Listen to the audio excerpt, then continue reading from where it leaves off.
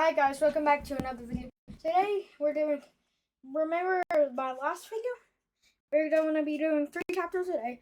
So I'm going to do the rest of chapter 2 and chapter 3. Let's do this. I am, replied the boy. Please, well then, please come in, Miss Graham said. Oh yeah guys, this is not my book. I did not write this. This is amazing content from a dude named Newton and illustrated by N. Jones Soccer. Why did you whistle at the door? Why didn't you just knock?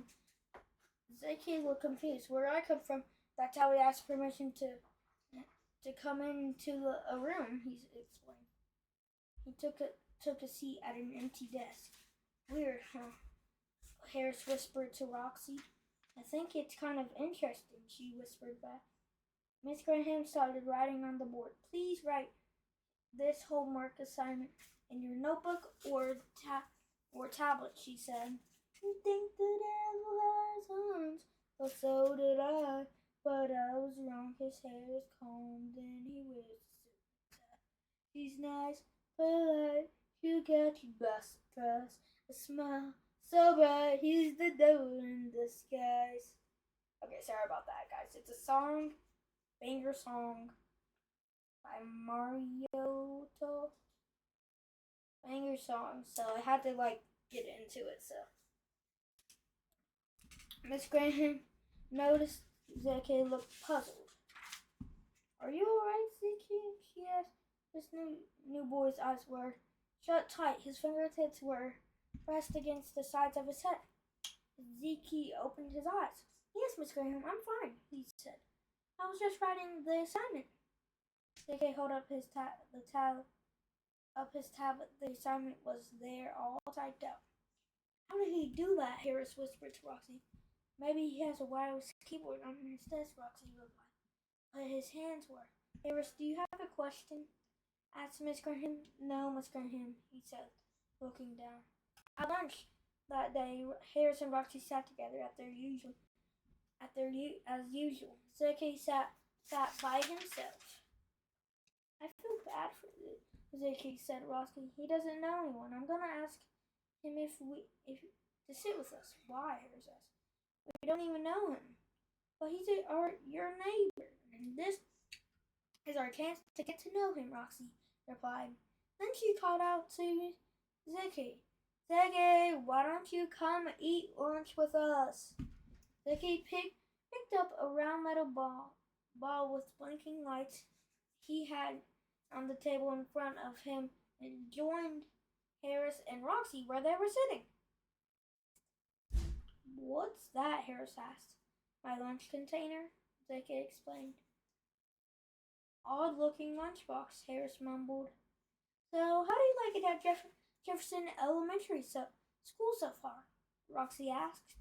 It is different. Zeke opened his blinking metal lunchbox and pulled out a large green ball.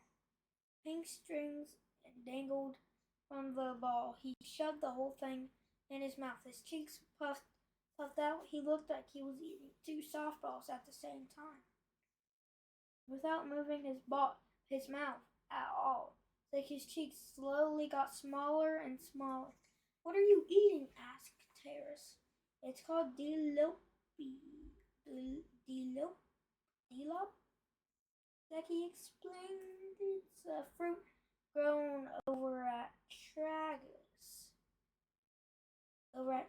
where I come from. But you said but you didn't even chew it, Harris replies. It's pretty soft. Zeke replied. A few minutes later, the bell sounded. Lunchtime was over. Harris cleared his tray and headed back to class.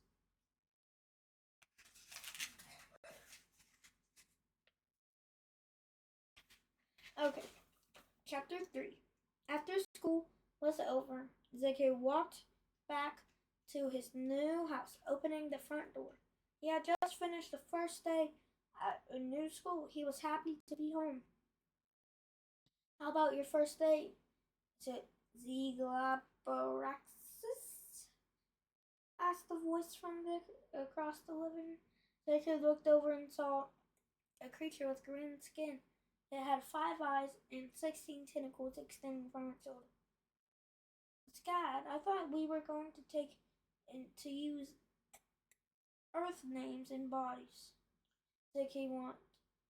You are indeed correct, Ziki, said that. The green began to glow when the glowing star, a human-looking man, in its place. He was short with black hair. He wore the sunglasses, same thick rimmed black glasses that Ziki wore. Ziki's mom joined in. Regular Pancito, Zeki Ablak,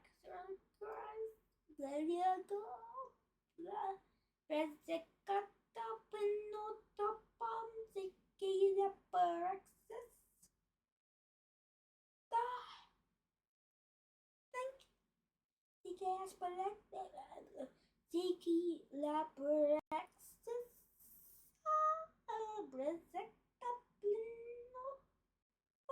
I don't know, she said. She floated into the room 2 feet off the ground. She too had green skin, and she had the 7 eyes and the 4 tentacles. Core, Ziki said to his mom. English only. While we're here, remember, said Ziki. Ziki's mom nodded. She glowed and took her human form. She laughed. She was tall and thin, with shoulder-length hair. Oh crap, I dropped my bookmark, guys. Oof. Man.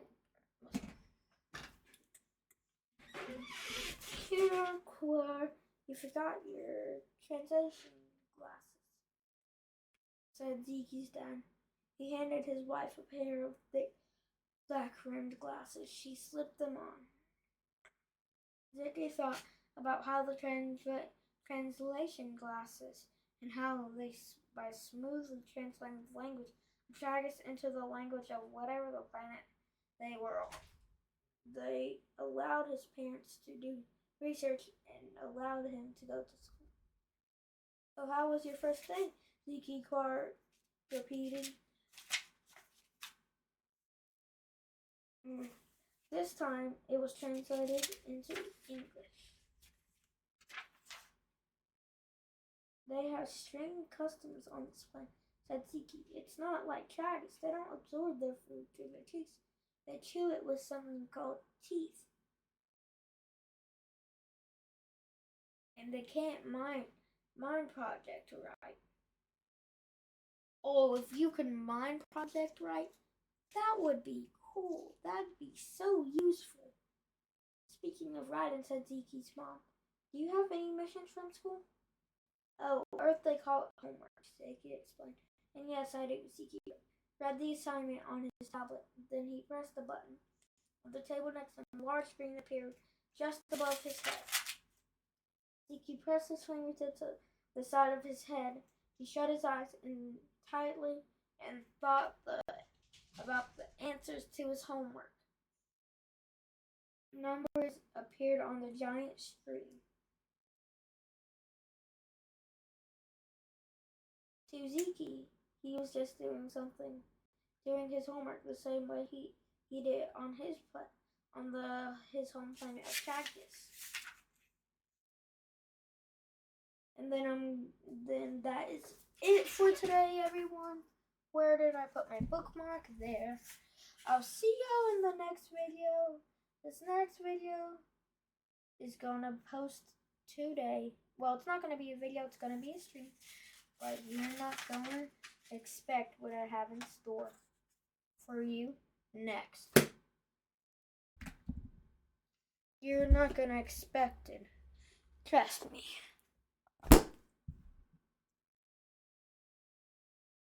Trust me. You won't expect it. Maybe a new game, maybe not.